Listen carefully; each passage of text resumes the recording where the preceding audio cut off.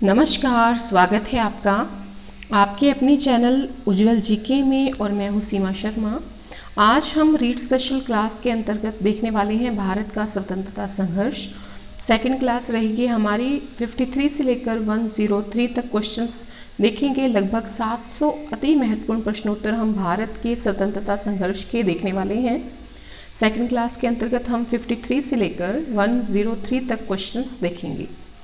देखिए, अगर आप चैनल पर नए हैं तो आपको बता दें कि यहाँ पर उज्ज्वल जीके में रीड की तैयारी करवाई जा रही है। साथ ही अगर आप NCERT पढ़ना चाहते हैं तो आप उज्ज्वल जीके में पढ़ सकते हैं। अगर आप मनोविज्ञान पढ़ना चाहते हैं, क्वेश्चंस देखना चाहते हैं रीड स्पेशल में, तो आप वो भी पढ़ सकते हैं। इतिहास पढ़ना चाहते हैं, भूगोल देखना चाहते हैं तो भी आप उज्ज्वल जीके से जुड़ सकते हैं। आप उज्ज्वल जीके को सब्सक्राइब कर लें, पास की बेल आइकन को प्रेस कर लें ताकि नई वीडियो की नोटिफिकेशन आपको समय रहते मिलती रहे। तो बिना समय गवाए हम पढ़ना शुरू करते हैं। पहला हमारा क्वेश्चंस रहेगा, क्वेश्चन है 53। देखिए, जो जितने भी क्वेश्चन हैं ये सभी किसी न किसी परीक्षा में पूछे गए हैं, तो ये आपके लिए काफ़ी महत्वपूर्ण क्लास रहेगी, अंत तक बने रहिएगा। दिसंबर 1916 में इंडियन नेशनल कांग्रेस तथा इंडियन मुस्लिम लीग ने एक ही समय अपने अधिवेशन आयोजित किए थे। तो कहाँ पर आयोजित किए थे? तो देखिए, कांग्रेस ने और जो मुस्लिम लीग था इसने एक ही टाइम में अधिवेशन जो आयोजित किया था 1916 में दिसंबर में, वो लखनऊ में आयोजित किया था। अगला प्रश्न है, ब्रिटिश शासन के दौरान बिहार को एक अलग प्रांत का दर्जा किस वर्ष प्राप्त हुआ? तो देखिए, पहले क्या होता था कि बिहार है, उड़ीसा है और बंगाल है, इसको एक ही प्रांत में लिया जाता था। लेकिन जब बिहार जो है इसको अलग प्रांत के रूप में दर्जा जो प्राप्त हुआ है 1912 में प्राप्त हुआ है। ठीक है, तो इस प्रकार से बिहार जो है वो ब्रिटिश शासन के अंतर्गत 1912 में इसे अलग प्रांत का दर्जा दिया गया। अतिवादियों एवं उदारवादियों के पुनर्मिलन की प्रक्रिया में प्रमुख शिल्पी निम्न में से कौन था? तो देखिए, यहाँ कहने का भाव ये है कि जो अतिवादी थे, जैसे कि आपके लाला लाजपत राय है, बाल गंगाधर तिलक है, विपिन चंद्र पाल जी हैं, वो अतिवादियों की श्रेणी में थे। और जो उदारवादी हैं दूसरे, इन दोनों के पुनर्मिलन की जो प्रक्रिया हुई थी, क्योंकि ये दोनों अलग हो गए थे, तो इसको जोड़ने का काम वापस से जो किया था वो एन ए बिसेंट ने किया था। वर्ष 1916 में मुस्लिम लीग और कांग्रेस के मध्य किसने समझौता करवाया था? 1916 का जो टाइम है यहाँ पर मुस्लिम लीग और जो कांग्रेस है इसके मध्य समझौता करवाने वाले थे BG तिलक। ठीक है, जो तिलक थे इन्होंने मुस्लिम लीग और कांग्रेस के मध्य समझौता करवाया था कि लड़ने का कोई फ़ायदा नहीं है, क्योंकि ब्रिटिश जो शासन है उसके अंतर्गत हमारी जो एकता है वही काम आएगी। अगला प्रश्न आता है कि कांग्रेस के 1916 के लखनऊ अधिवेशन में कौन सा मुख्य दूरगामी परिणाम वाला निर्णय लिया गया? तो देखिए, कांग्रेस ने 1916 का जो लखनऊ अधिवेशन आया था उसमें मुख्य दूरगामी परिणाम वाला जो निर्णय लिया था वो था कि मुस्लिम लीग की जो पृथक निर्वाचन क्षेत्र की मांग जो थी वो स्वीकार कर ली थी। देखिए, ये बहुत जो है गलत निर्णय था 1916 के लखनऊ अधिवेशन में, और इसका परिणाम क्या हुआ कि भारत और पाकिस्तान जो है वो दो देशों में बट गए इसी एक मुद्दे को लेकर। ठीक है, यही एक जड़ रही थी इस चीज़ की। आगे देखिए, कांग्रेस ने पहली बार मुस्लिम समुदाय के लिए अलग से निर्वाचन प्रणाली स्वीकार की, वो वर्ष कौन सा था? 1916 था। देखिए, ये 1916 का वर्ष जो है काफ़ी महत्वपूर्ण है, क्योंकि यहाँ पर कांग्रेस मुस्लिम लीग एक हो जाती है, इन दोनों का लखनऊ में जो है अधिवेशन होता है। तो सारे काम जो हुए हैं 1916 में हुए हैं, और पहली बार जो कांग्रेस थी इसने मुस्लिम समुदाय के लिए अलग से निर्वाचन प्रणाली जो है उसको स्वीकार कर लिया था। इंडियन नेशनल कांग्रेस और जो मुस्लिम लीग थी इसके बीच मतैक्य का काल कौन सा प्रदर्शित होता है? देखिए, इनका जो मत है वो अलग हो गया था, लेकिन 1916 में दोनों का मत एक हो गया, कांग्रेस का और मुस्लिम लीग का, और ये चला 1916 से लेकर 1922 तक। तो 1922 से 1916 तक का टाइम पीरियड जो था इसमें एकता रही कांग्रेस और मुस्लिम लीग के मध्य। कौन 1916 के लखनऊ के कांग्रेस अधिवेशन के विषय में सत्य है? सत्य चीज़ बतानी है हमने। तो पहला तो यही सत्य है कि ये जो अधिवेशन था इसमें उदारवादी उग्रवादियों के बीच में वापस से मेल हो गया था और महात्मा गांधी जो थे पहली बार जो चंपारण के किसान थे उनकी समस्याओं से अवगत कराए गए थे। तो ये काम बड़ा महत्वपूर्ण साबित हुआ कि एक तो उदारवादी और उग्रवादी जो है पुनः मिल गए और चंपारण के जो किसानों की समस्या है वो गांधी जी को पता चली। भारतीय राष्ट्रीय कांग्रेस के किस अधिवेशन में महात्मा गांधी को चंपारण के किसानों की समस्याओं से अवगत कराया गया, वही प्रश्न है। तो लखनऊ अधिवेशन 1916 में चंपारण के किसानों की समस्या से महात्मा गांधी जो थे वो अवगत उनको कराया गया था। किसने 1904 से लगातार भारत को स्वशासन देने पर बल दिया? तो देखिए दादा भाई नौरोजी जो थे इन्होंने 1904 से लगातार भारत को स्वशासन देने पर बल दिया। उग्र राष्ट्रवाद के उल्लेखनीय नेताओं में से कौन कौन से थे? तो देखिए विपिन चंद्र पाल है, तिलक जी हैं, लाला लाजपत राय जी हैं, ये ऐसे नेता थे जो उग्र राष्ट्रवादी थे। और अगर आप उदारवादियों की बात करें तो उसमें गोपाल कृष्ण गोखले का नाम आ जाता है। अधिकतर नरमपंथी नेता थे। तो देखिए नरमपंथी जो नेता थे अधिकतर वो किस एरिया से थे? तो शहरी क्षेत्रों से संबंध रखते थे अधिकतर नरमपंथी नेता। कांग्रेस के नरम दल के नेताओं की आंदोलन की पद्धति क्या थी? तो कांग्रेस के जो नरम दल के नेता थे उनकी आंदोलन की पद्धति थी राजा वामबद्ध आंदोलन। ठीक है, चलिए आगे देखते हैं। किस आंदोलन के कारण भारतीय राष्ट्रीय कांग्रेस का विभाजन हुआ जिसके परिणाम स्वरूप नरम दल और गरम दल का उद्भव हुआ? दो दल जो है हमारे सामने आते हैं। जब स्वदेशी आंदोलन आता है तो उस दौरान क्या हुआ कि कांग्रेस का विभाजन हो गया दो दलों में, एक तो नरम दल वाले थे और एक जो उग्र राष्ट्रवाद की भावना वाले थे वो थे गरम दल वाले। उग्रपंथी नहीं थे, तो उग्रपंथी गोपाल कृष्ण गोखले नहीं थे। और अगर आप उधम सिंह की बात करते हैं, बाल गंगाधर तिलक की बात करते हैं, मदन लाल ढींगरा की बात करते हैं तो वो उग्रपंथी नेता थे। कौन एक स्वदेशी के समर्थक थे? देखिए स्वदेशी के समर्थकों में अरविंद घोष का जो नाम है वो महत्वपूर्ण है। ठीक है, जो स्वदेशी के समर्थक थे वो थे अरविंद घोष। कौन मध्यम मार्गी नहीं थे? देखिए गोपाल कृष्ण गोखले हो गए, A.O. ह्यूम हो गए, मदन मोहन मालवीय जी हो गए, वो तो मध्यम मार्गी नेता थे। लेकिन जो बाल गंगाधर तिलक थे वो मध्यम मार्ग को अपनाना नहीं चाहते थे।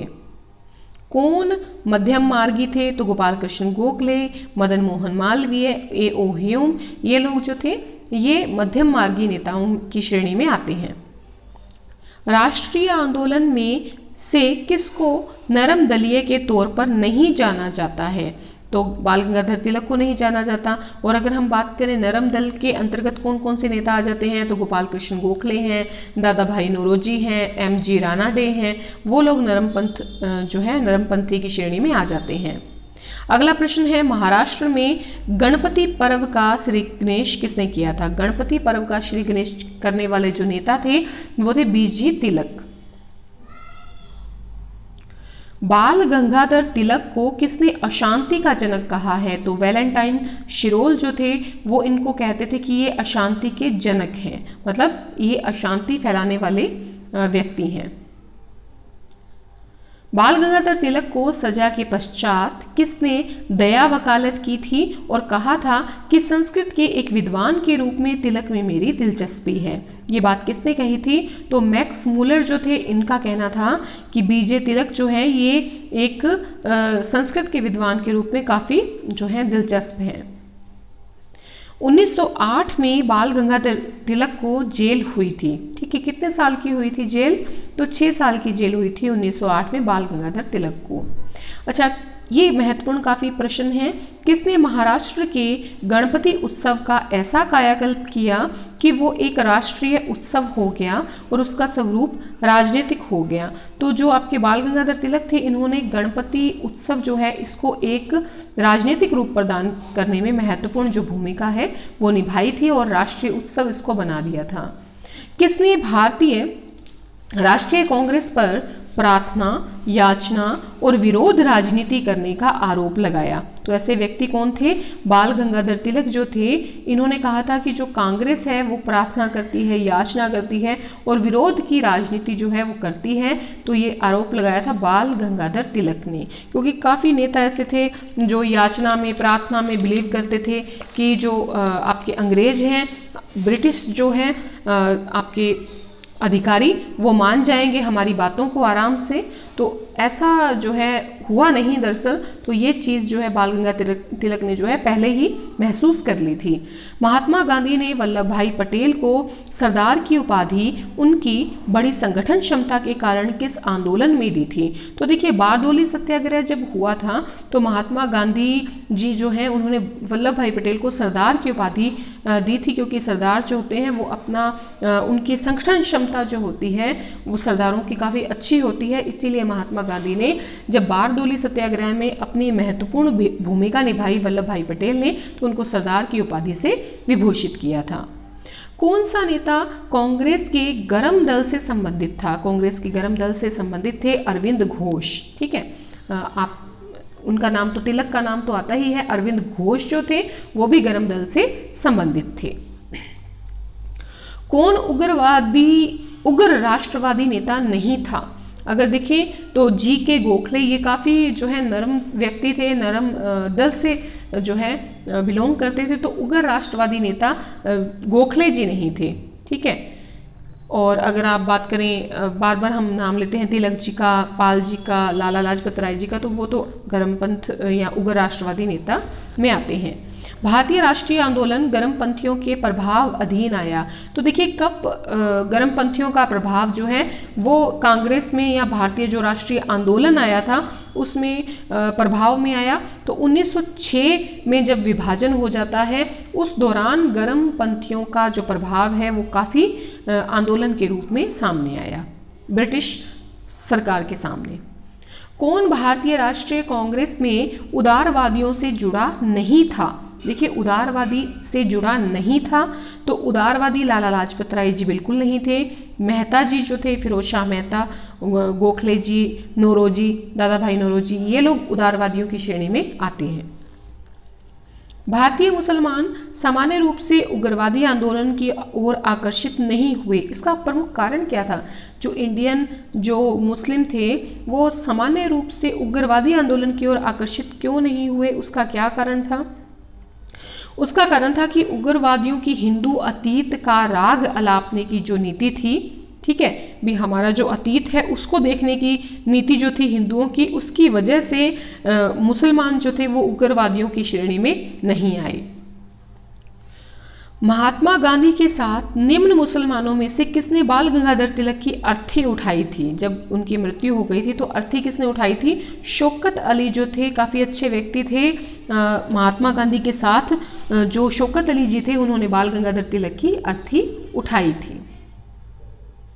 भारत के स्वतंत्रता आंदोलन के प्रारंभिक दौर में उग्रवादी विचारधारा को कौन सा एक निरूपित करता है? तो देखिए, संवैधानिक साधनों और याचिकाओं के स्थान पर आक्रामक साधनों से स्वशासन प्राप्त करना। जो स्टार्टिंग थी स्वतंत्रता आंदोलन का, जो स्टार्टिंग का दौर था उसमें जो उग्रवादी विचारधारा थी, उग्र राष्ट्रवादी जो नेता थे वो ये चाहते थे कि संवैधानिक जो साधन है और याचिकाएं बार बार करनी, प्रार्थना बार बार करनी ब्रिटिश सरकार के सामने, उसकी बजाय हमें क्या करना चाहिए? आक्रामक जो साधन हैं उनका प्रयोग करना चाहिए स्वशासन प्राप्त करने में। अब कथन कारण है। पहला जो इसमें कथन आता है वो है कि बाल गंगाधर तिलक सांप्रदायिकतावादी थे। क्या वो सांप्रदायिकतावादी थे? और इसका कारण इन्होंने बताया है कि उन्होंने धर्म का राजनीतिक अस्त्र के रूप में प्रयोग किया। तो देखिए, इसमें एक तो पहला जो कथन है वो गलत है, क्योंकि वो सांप्रदायिकतावादी बिल्कुल भी नहीं थे, लेकिन इन्होंने क्या किया था? गणेश जो पूजा थी उसको एक राजनीतिक अस्त्र के रूप में प्रयोग किया था। इसीलिए इनको कहा जाता है कि धर्म का इन्होंने क्या किया था? राजनीतिक अस्त्र के रूप में प्रयोग किया था। तो ये जो कारण है वो बिल्कुल सही है। किस एक को लाला लाजपत राय ने अपना राजनीतिक गुरु माना था? तो जो मैजिनी है, ठीक है, मैजनी जो थे, इनको लाला लाजपत राय ने अपना राजनीतिक गुरु माना है। शेरे पंजाब से कौन मशहूर है? लाला लाजपत राय को शेरे पंजाब कहा जाता था, पंजाब से बिलोंग करते थे। भारतीय राष्ट्रीय कांग्रेस को किसने भीख मांगने वाली संस्था या कहते हैं कि बेगिंग इंस्टीट्यूट कहा था? तो भारतीय राष्ट्रीय कांग्रेस को बीजी तिलक ने भीख मांगने वाली संस्था कहा था, क्योंकि बार बार याचिकाएं करते थे कांग्रेस वाले, बार बार जो है याचिकाएं दायर करते थे, प्रार्थना करते थे, जिसकी वजह से जो है भारतीय राष्ट्रीय कांग्रेस को किसने भीख मांगने वाली संस्था बेगिंग इंस्टीट्यूट कहा था? बीजी तिलक ने कहा था। भारतीय स्वतंत्रता संग्राम के संदर्भ में 16 अक्टूबर 1905 किन कारणों से प्रसिद्ध है? इस दौरान जो है बंगाल का विभाजन हो गया था, इसलिए भारतीय स्वतंत्रता संग्राम के संदर्भ में 16 अक्टूबर 1905 जो है प्रसिद्ध है। बंग भंग विरोधी आंदोलन का प्रारंभ किस तिथि से हुआ था? बंग भंग विरोधी आंदोलन का प्रारंभ जो था वो 7 अगस्त 1905 को प्रारंभ हुआ था। कौन 1905 के स्वदेशी आंदोलन से मुख्यतः अप्रभावित रहा? तो देखिए, कृषक और जो मुसलमान थे वो लोग तो अप्रभावित रहे, उनको कोई लेना देना नहीं था, लेकिन जो महिलाएं थी वो काफ़ी संख्या में स्वदेशी आंदोलन से जुड़ी, और बुद्धिजीवी जो थे वो भी स्वदेशी आंदोलन से 1905 में जुड़े। बंग भंग के लागू होने की तिथि 16 अक्टूबर 1905 को बंगाल में किसके सुझाव पर राखी दिवस के रूप में मनाया गया था? तो रविंद्रनाथ टैगोर जो थे उन्होंने बंग भंग के लागू होने की तिथि 16 अक्टूबर 1905 को बंगाल में राखी दिवस मनाने का प्रस्ताव रखा था, सुझाव रखा था। बंगाल के विभाजन के समय बंगाल का लेफ्टिनेंट गवर्नर कौन था? लेफ्टिनेंट गवर्नर जो थे वो थे सर एंड्रूज फ्रेजर। बंगाल का जब विभाजन हुआ था 1905 में 16 अक्टूबर को, तो सर एंड्रूज फ्रेजर बंगाल के लेफ्टिनेंट गवर्नर थे। 1905 में बंगाल विभाजन किस वायसराय ने किया था? लॉर्ड कर्जन जो थे इन्होंने बंगाल विभाजन जो है किया था। बंग भंग के बाद कौन सा आंदोलन शुरू हुआ? बंग भंग के बाद स्वदेशी आंदोलन जो है वो शुरू हुआ। कौन स्वदेशी आंदोलन का आलोचक था तथा पूर्व तथा पाश्चात्य के मध्य एक बेहतर संबंध का समर्थक था? बीजी तिलक जो था वो स्वदेशी आंदोलन का आलोचक था और पूर्व और पाश्चात्य के मध्य एक बेहतर संबंध का समर्थक था। किसने बंगाल के विभाजन 1905 के विरोध में हुए आंदोलन का नेतृत्व किया था? तो सुरेंद्रनाथ बनर्जी ने बंगाल का जो विभाजन था 1905 उसके विरोध में हुए आंदोलन का नेतृत्व सुरेंद्रनाथ बनर्जी ने किया था।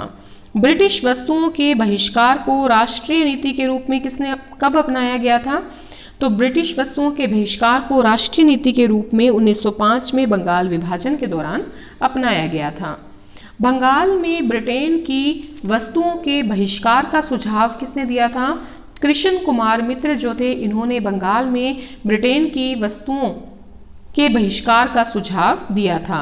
बंगाल का विभाजन मुख्यतः किया गया था तो बंगाली राष्ट्रवाद की वृद्धि को दुर्बल करने के लिए बंगाल का विभाजन किया गया था। बंगाली राष्ट्रवाद की वृद्धि को दुर्बल करने के लिए बंगाल का विभाजन किया गया था। स्वदेशी और बहिष्कार पहली बार किस घटना के दौरान संघर्ष की विधि के रूप में अपनाए गए थे? बंगाल विभाजन के विरुद्ध आंदोलन के रूप में अपनाए गए थे। स्वदेशी और जो बहिष्कार था वो पहली बार बंगाल विभाजन के दौरान जो है एक संघर्ष की विधि के रूप में अपनाया गया था। भारतीयों के विरोध के कारण बंगाल को फिर से कब एकीकृत किया गया था? 1911 में एकीकृत किया गया था। भारतीयों के विरोध के कारण बंगाल को 1905 में तो 16 अक्टूबर में तो क्या किया गया था, अलग किया गया था, लेकिन 1911 में इसको वापस से जो है एकीकृत किया गया था। तो इस प्रकार से आज हमने जो है 103 प्रश्न देख लिए हैं। अगली वीडियो में जल्दी मिलते हैं और अंत तक बने रहने के लिए बहुत बहुत धन्यवाद। वीडियो अगर आपको ज़रा से भी पसंद आई है शेयर करें, सब्सक्राइब करें चैनल को। धन्यवाद।